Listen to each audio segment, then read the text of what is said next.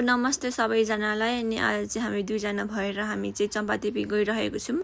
अनि दिदीहरू पनि जानुहुन्छ, दिदी बिनाजु पनि। अनि दिदीहरू चाहिँ आइसक्नु भयो। अनि हामी चाहिँ गाडीमा पनि चढिसक्यौँ। अनि यहाँ चाहिँ दिदीले हाई भनिरहनु भएको छ। अनि दिदी चाहिँ हाई भनिरहनु भएको छ। अनि त्यसपछि हामी हात्तीसारतिर लागिसक्यौँ। अनि यो बाटो चाहिँ हामी गाडीमै गएको थियौँ, आधी बाटोसम्म गाडीमा गएको थियौँ त्यहाँ हात्तीसारमा छोडेर। अनि यस्तो लास्टै डर लागेको मलाई क्या त्यो बाटोमा चाहिँ। अनि फेरि हामी चाहिँ यहाँ हाइक जाने बाटोतिर आइपुगिसक्यौँ। हामीले गाडी पार्कहरू पनि गरिसक्यौँ। अनि त्यसपछि हाम्रो हाइकिङ स्टार्ट भयो यहाँदेखि। अनि यहाँ बिनाजु नयन दिदी चाहिँ पुरै हिँडिरहनु भएको छ क्या। त्यसपछि अलिकति थोरै माथि गएपछि यो चाहिँ चाइनाको ग्रेट वाल जस्तै बाटो छ, राम्रो बाटो छ, मलाई चाहिँ लास्टै मन पर्यो। अनि यहाँ चाहिँ दिदी भिनाजुहरू पनि हिँडिरहनु भएको छ माथि माथि। अनि म चाहिँ पछाडिबाट भिडियोहरू बनाइरहेको छु। अनि म चाहिँ मलाई चाहिँ अलिकति गाह्रो भएर म चाहिँ यहाँ पसिना भइसकेँ। बिनाजुलाई पनि त्यस्तै अवस्था भइरहेछ। अनि बिनाजु र म चाहिँ हाँस्दै भिडियो बनाउँदै आइसक्यौँ। अनि मैले चाहिँ कानमा राम्रो हुन्छ नि चिटिक्क परेको फुल सिउरेको थिएँ। अनि यहाँ नयन पनि हिँडिरहनु भएको छ यो ग्रेट वालमा। ऊ चाहिँ पुरै फुर्तिलो भएर हिँडिरहनु भएको छ क्या। उसलाई चाहिँ अलिक हिँड्न मनपर्छ।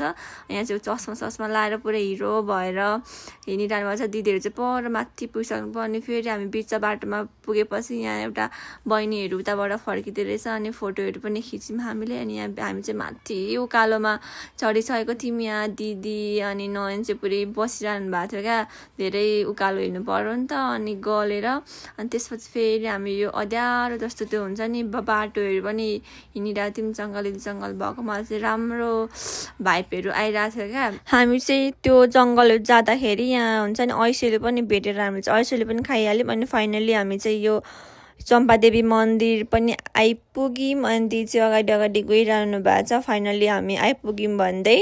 अनि त्यसपछि हामी चाहिँ गइरहेको छौँ। अनि म चाहिँ यहाँ देखाइरहेको छु यस्तो राम्रो भाइबहरू रहेछ भनेर। अनि यहाँ चाहिँ हामीले मन्दिरहरू पनि हेर्दैछौँ के कस्तो रहेछ भनेर। अनि यहाँ चाहिँ पछाडि एउटा मान्छेहरू बसिरहन्थ्यो। अनि मैले चाहिँ मन्दिरहरू पनि देखाइदिएँ। फाइनल्ली हामीले यति हुन्छ नि 2-3 घन्टाको दुःख गरेर हामी चाहिँ यो चम्पादेवी मन्दिर दर्शन गर्न पनि आइपुगिसक्यौँ। अनि यहाँ चाहिँ बिनाजु मन्दिर दर्शन गरिरहनु भएको छ। बिनाजु चाहिँ आफ्नो विसहरू मागिरहनु भएको छ। अनि यहाँ मैले चाहिँ घन्टीहरू बजाइरहेको छु। अनि यहाँ त्यसपछि चाहिँ फेरि नयनले पनि यहाँ हुन्छ नि उसको विसहरू मागिरहनु भएको छ, मन्दिरमा पूजाहरू गर्दै हुन्छ। अनि त्यसपछि चाहिँ मेरो पालो आयो, म पनि यहाँ पूजाहरू गरिरहेको छु, भगवानलाई ढोगिरहेको छु।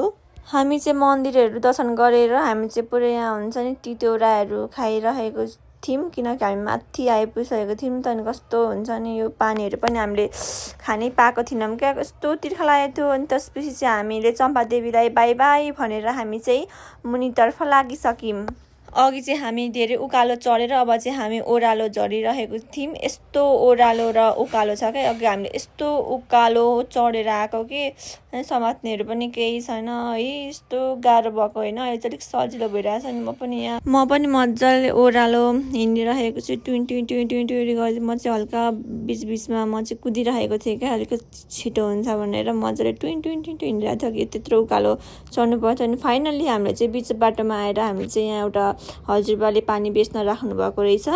एउटा बोतलको चाहिँ 50 रुपियाँ। अनि त्यो पानी हामीले खाएर हामी चाहिँ यहाँ काठमाडौँको भ्यू हेर्दै हामी चाहिँ हिँडिरहेको थियौँ। यस्तो राम्रो देखिरहेको थियो। अनि यहाँ चाहिँ नयन पनि माथि चढेर भिडियोहरू बनाउँदै हेरिरहनु भएको थियो। अनि दिदी चाहिँ यस फाइनल्ली हामी आइपुगिसक्यौँ भनेर पुरै खुसी भइरहनु भएको छ क्या यहाँ दिदी। अनि यहाँ नयन पनि पुरै नाच्दै हुन्छ क्या। अनि बिनाजु पनि तबाट पुरै नाच्दै हुनुहुन्छ क्या।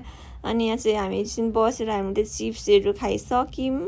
अनि यहाँ गफ गर्दै चिप्सहरू खाइरहेको थियौँ। अनि हामीले लेजहरू लगेको थियौँ। अनि यहाँ मैले चिज बल देखाएर मैले चाहिँ यहाँ चिज बल र लेज चाहिँ खाइरहेको थिएँ, किनकि भोक लागिरहेको थियो। अनि त्यसपछि चाहिँ हामीले चम्पादेवीलाई बाई बाई गर्दै हामी चाहिँ घरतर्फ लाग्यौँ। अनि आज चाहिँ मेरो भ्लग यति नै, अहिलेको लागि चाहिँ बाई बाई गाइस सबैजनालाई।